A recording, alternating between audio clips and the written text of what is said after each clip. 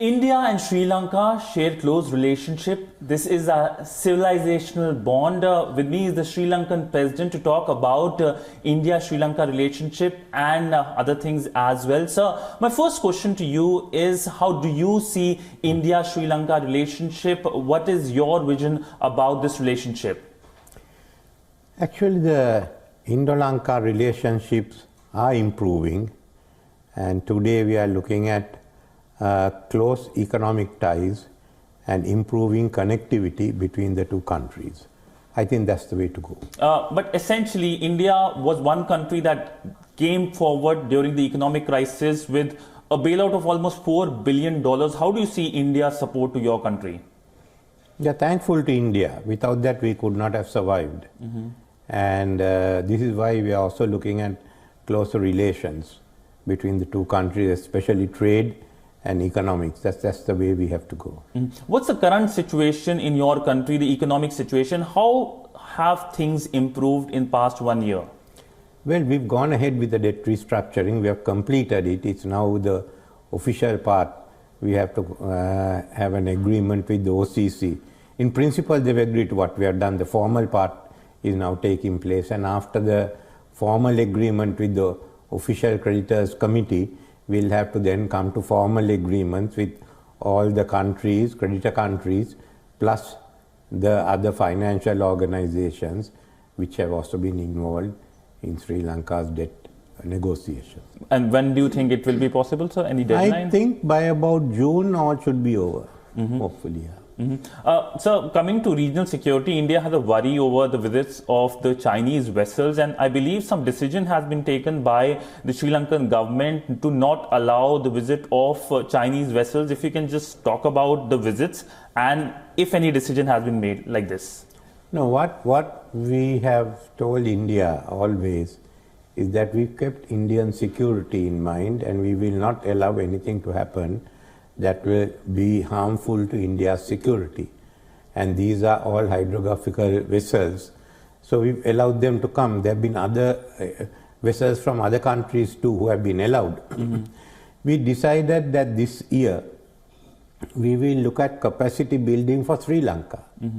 And therefore now we are focusing on Sri Lanka building its own hydrological capacity while cooperating with the others. As a result, we have said no ships from any country on hydrological matters can come to Sri Lanka. But if there are Navy ships that are coming in for visits, yes, we'll allow that. So you will allow the visits of Chinese Navy ships? Anyway, they've been coming to Sri Lanka. Indian ships come, Chinese ships come, Japanese ships come. All ships come to Sri Lanka, American ships come.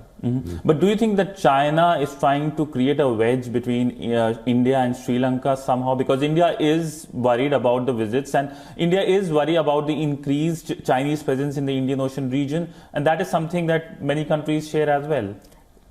Chinese ships have been coming to Sri Lanka over a period of time, and China has never tried to create a rift between India and Sri Lanka. They always say that we have to get along with India.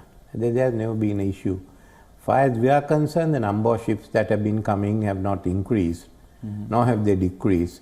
But we are also encouraging ships from other countries to come in, which have not been there earlier. Japan, India, Pakistan, US, yes, their ships have been coming. But we've asked many of the other European countries to come into Sri Lanka. And the role played by the Chinese when it's come to the debt restructuring, have they been dragging their feet? Well, they've also agreed to the debt restructuring. They are not in the official creditors committee, though I think they attend the meetings, but they've also agreed. Their structure for this is different from the other countries. We have to deal with the the Development Bank of China, mainly, and also with the Import-Export Bank. Those are the two that we have to deal with. Most other countries, we've been dealing with the government-led agencies. Sir, coming back to the India-Sri Lanka relationship, you started by pointing out to connectivity. There are several aspects to connectivity. One is the land connectivity. One of the decisions that was taken was to connect the two countries through a land bridge. What is the vision behind it? Has any step been taken by the Sri Lankan government? There are two connectivities we are looking at. Firstly is the power connectivity.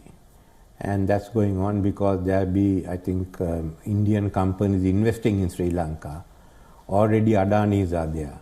We were discussing the power connectivity and we come to an agreement that it should be an undersea cable. And now we will start working out the details. Similarly, as far as land connectivity is concerned, we've got to get a feasibility study first. So we've appointed officials on both sides for coordination, and they'll have to arrange the feasibility study first and the environmental study. Connectivity has another aspect, that is financial connectivity. UPI is something that is being talked about. That is going ahead. Any plans when it will be implemented that's going to benefit the tourists? It should be soon, but we'll be discussing it in Colombo in the next 2 weeks. Part of financial connectivity is the usage of Indian rupee. This is part of the conversation. Will we see the usage of Indian rupee in Sri Lanka? We want to see the usage of Indian rupees in Sri Lanka. There's no issue at all on that. Has the trading started when it comes to Indian rupees? Not yet, but it'll start, yeah. It'll help tourism especially. And how has the Indian tourist helped Sri Lankan economy?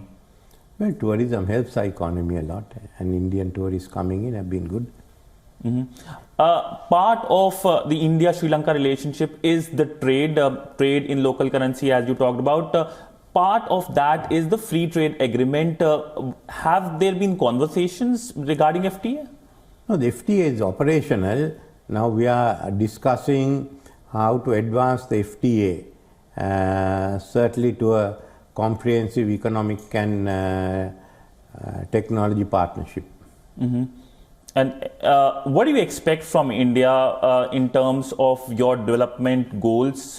Anything specific? Well, India has helped us financially, but we'd like to see, especially we'd like to see Indian investments in Sri Lanka. And a new phase has been the decision that Chennai IIT will establish a campus in Sri Lanka, most probably in Kandy. And when this establishment is expected to take place? Well, a ministerial delegation visited India, and now we are in the process of identifying the locations. But we'd like to take some existing buildings and start that off soon, next year or year after. That's a significant educational connect between the two countries. There are other issues as well. Some irritants, I believe, in the relationship is the fishermen issue. India has been raising it in the past. Any sort of reaching out between the two sides so that there is a resolution on this issue? Well, it's we who have to raise it because it's the Tamil Nadu fishermen coming into our area. It's a big issue with our fishermen, and we're discussing it. We want to conclude it sometime this year because we can't have them coming in all the time. Moving forward, when it comes to the region, going to Maldives, where you were present when the oath-taking ceremony took place, how do you see the current government in Maldives, which has been not very pro-India in many senses? They have been running the anti-India movement as well. What's your view about the current dispensation in Maldives? It's a new government that's settling down, and not any of the establishment politicians from outside. So we have to give them some time to come to grips, and especially at the moment, there is a struggle between the president and the parliament also. So we are watching what happens there. So we are here in Perth where the Indian Ocean Conference is taking place. Sri Lanka is an important country in the Indian Ocean. You have a vast exclusive economic zone as well. How can Sri Lanka play an important role in the stability of the wider region? Well, we've always been pushing freedom of navigation in the Indian Ocean, that it should be free of big power rivalry, and closer cooperation between the countries. Now that Sri Lanka is chairman, that's what we've been asking for. And what's your view about the situation in the Red Sea, because it impacts the economic security of many countries, including Sri Lanka? Red Sea is vital to us. Suez Canal is vital to us. Colombo port will develop only if Suez Canal is available. In the 1967 war, some other ships were sunk in the Suez Canal, and it took us 10 years, and the Colombo port was not operative. So we as far as Gaza is concerned, we want the war to come to an end, hostages to be released. We are in fact asking for a Palestine state in 5 years, but also guarantees for the security of Israel. That is separate from what's happening in the Red Sea, because the Red Sea, the attacks are by Houthis, and we recognize the government of Yemen. So this should not take place, and therefore we are cooperating with the other countries to ensure it's kept safe. Sir, coming back to the tourism aspect, which plays an important role, there's plan of a Ramayana Circuit that connects India and Sri Lanka. What's the progress like on that? Well, it's basically the tourist companies and others who are doing it, but we told them that we'll also help. We are planning out Nuvareli, so we will develop it. We are also looking at a Hindu trail or Shiva, because there are a lot of Shiva temples there. There are the 4 Ishvara temples, and of course Dakshina Kailash is there in Trincomalee. So we feel there can be a second one also. We saw the inauguration of the Ram temple in India. What's your view, and any plans of a high-level delegation visiting Ayodhya Ram temple, including from your government, by you perhaps? I think some of our people went across for the function. Well, we expected the Ram temple to be built once the Supreme Court case was over. It was a matter of when it was going to be done. And Prime Minister Modi and the government has done it, yes. Sir, another aspect is Canada. We have seen the India-Canada row. We've also seen comments by the Canadian government on situation in Sri Lanka. What's your view about the Canadian government making these remarks? We have said we don't want vote-getting politics in the way, and we are not interested in dealing with it. So our contacts with Canada at the moment are minimal. So when you made the speech here in Perth, you mentioned about the US role, and your comments were very sharp. You pointed out that the ill-advised decisions by the Americans in the region. So the role, what do you think is being played by the US in the region, if you can characterize it? No, I called it ill-advised because backing the Gaza war and the bombing, no one, I mean, everyone would expect US to stand with Israel when Israel is attacked. I don't think there's an issue on this. But this is such that, remember, we have a major Islamic arch in the Indian Ocean, many of them friendly with the US government other than Iran. But this is going to put pressure on them. The public opinion for some time will not. I mean, basically, if the pressure is on for 3-4 years, that will make a vast difference. Russia has come in now. Russia, whatever it is, a key player in the Western Indian Ocean. So it's a setback for USA. And how do you see Russian role in the region? Well, Russia is improving its economic role, and it's making political contact with all countries. And even militarily, they are having naval exercises. So in a way, they have not, the West has not broken Russia, they have only pushed them onto the Western Indian Ocean. So, moving to a multilateral dimension, UNSC reforms is something that is much talked about. What's your view, and what's your take on India being at the high table? No, we feel that there has to be reforms. It must be done. India also should be in the Security Council. But we want overall discussion where we, the smaller countries, also have a say. But I can't see that discussion taking place at the moment.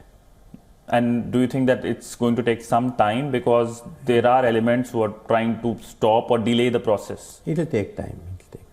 G20, we saw India hosting the summit last year, and the African Union became a permanent member of the G20 under Indian presidency. How do you see India engaging with Africa, and your perspective as to how do you plan to engage with Africa as well? India has been engaging with Africa for a long time, even before. I mean, basically, many Indian trading families are there in Africa. You've got a natural East Africa. In Mauritius, so even in South Africa, even Mr. Mahatma Gandhi was there. So that's something. As far as Sri Lanka is concerned, now we are reaching out to East Africa, South Africa. We are reaching out first to the countries on the Indian Ocean coast, but we are also looking at West Africa. We have to develop those relations. And your view about the Indo Pacific, this is a vision which is backed by several countries in the region? We are more focused on the Indian Ocean, so the ASEAN outlook is what we'd like, because we are basically Indian Ocean country, and our links with the Pacific has been more with the Asian nations, which has been also ties going through land. Up to China, we've had ties in the old days. Now it's extended to Japan and Korea. We don't go beyond that. And about the Quad, what's your view about the Quad, the 4 countries coming together and working on several aspects, including, of course, humanitarian situation in the region? Well, the Quad is one agency there, but how they are going to work it to cooperate is for them. The question is that when the Indo Pacific was made, no one knew where the boundaries were. Some wanted it on the Western Indian Ocean, some went further. Finally, I think Mr. Modi said it should go, Prime Minister said it should go from Africa to the shores of the American continent. And then the ASEAN came with the outlook. But within it, it's a void. So we are looking at the Indian Ocean, and we feel the Indian Ocean countries, either through the IORA or something else, has to get together. Because our outlooks are quite different from that of the Pacific. Moving forward to the domestic aspects of your country, elections happening this year, any? Yes, both presidential and parliamentary. And how optimistic you are that hopefully you will be back? For me to be back, I must contest. Okay, and do you plan to, sir? I mean, what's your plan like? I have come here to put the economy into order. My first duty is to focus on that we get out of bankruptcy. And do you think you have done a good job? I mean, what's your view about the economy in terms of your tenure? Because you ultimately were the face of the crisis in terms of emergence of Sri Lanka back to normalcy. Well, I am quite satisfied. I feel we will be able to do this. You will be able to do this. Another thing is the implementation of the 13th Amendment, something that India has also been talking about. What's the way forward, sir? We'll hold the Provincial Council election next year. As I announced in my speech when I opened Parliament, we want to give each province its own economy. So like in India, the economies will compete with each other, which is to our benefit, all to be very, very competitive economies. And those provinces should handle their economic and social development within the national policy framework. In this respect, we said we are prepared to give the concurrent powers, most of it, or whatever is required, whatever they want, to the provincial councils. So that we are moving on. There has been a request by some of the groups for minority groups from our Senate. So as far as I am concerned, as far as we are concerned, we will not oppose it, but it's a matter for all parties to agree to not merely the government, and there are so many parties in Parliament at the moment. So in the regional aspect, there are several groupings. One is the BIMS grouping. In fact, the summit is planned this year. What's your vision when it comes to this specific grouping, the BIMS grouping? We have to fast track the integration. That's my view. We are a bit slow on it. But we've been talking, Prime Minister Modi has spoke with the Prime Minister of Thailand also on the Bay of Bengal as the cruise zone. But we have to basically fast track it, as I said earlier. And do you think the SAARC as a grouping is dead? Well, SAARC at the moment, we are not buried it or anything. Neither are they we haven't put it into the funeral parlor. But certainly the political side is not active. But I must say some of the other areas like culture and all are going ahead. Maybe we should focus on the non-political issues there. So time is running out and you have a flight to catch as well. My last question to you is Sri Lanka as a country, what's the future in terms of domestically and regionally, the role it can play in terms of providing stability to this region, which has several challenges and the big power rivalry as well? Well, we want to keep the big power rivalry out of the Indian Ocean. It doesn't mean that they should stay out. They are all there. US is in Diogo Garcia. Japan, China all have ports to operate. But there should not be a rivalry which will in any way have an adverse impact on the Indian Ocean. No.